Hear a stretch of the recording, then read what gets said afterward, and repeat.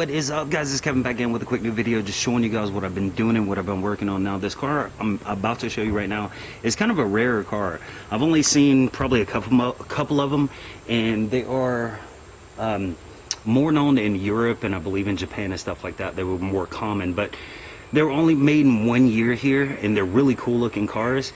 And I paid $300 for this car. They originally had it posted up for $1,000.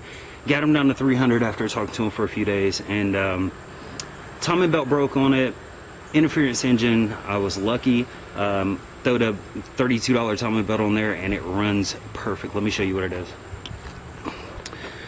Now, this is a 2004, and like I said, in 2004 was the only year these Sportbacks were made. This is a Mitsubishi Lancer wagon, and to tell you the truth, these things look cool. The real big tail lights on the back of them. Yeah, of course, you can see here, you got a lot of room.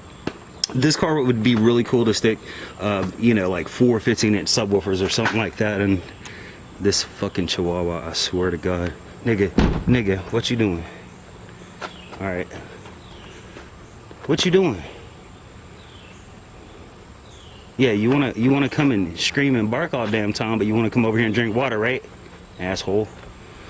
Anyway, yeah, this would be cool to stick some subwoofers and stuff like that in. Of course, it has the aftermarket 17-inch wheels, brand new tires. I still have the receipt for the tires. Let me show you the interior. Interior is great shape.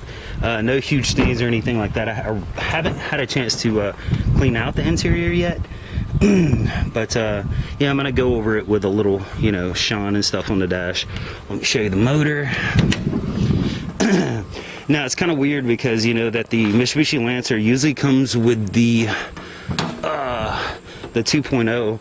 This one actually comes with the 2.4 liter, exact same motor as in the newer Galants and the newer Mitsubishi Eclipses. So, and as you can see, this thing has no leaks. Transmission shifts good. It's got 207,000 miles.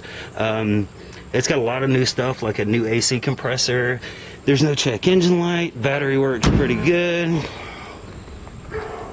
Let me actually start it up for you. Like I said, it's got 207,000 miles, and I drove this thing around. It doesn't overheat. If I can get the damn key. Come on. Well, guys, okay, there we go. Yeah, so like I said, the heat works. I drove it around for a while. It doesn't overheat. It doesn't smoke. Doesn't tick. Doesn't knock anything. You see there? This thing runs great. So that's why you should never ever listen to shops. The lady I got it from, she took it to 2 different shops. So they told her, yeah, the timing belt's broke, we need to put a motor in it or rebuild the entire motor, without taking the 30 bucks and just throwing it on there. That's the best thing you do. Timing belt breaks, buy a new timing belt, throw it on there, see if it runs. If it doesn't, you haven't lost anything, because you're gonna have to get a new belt anyway.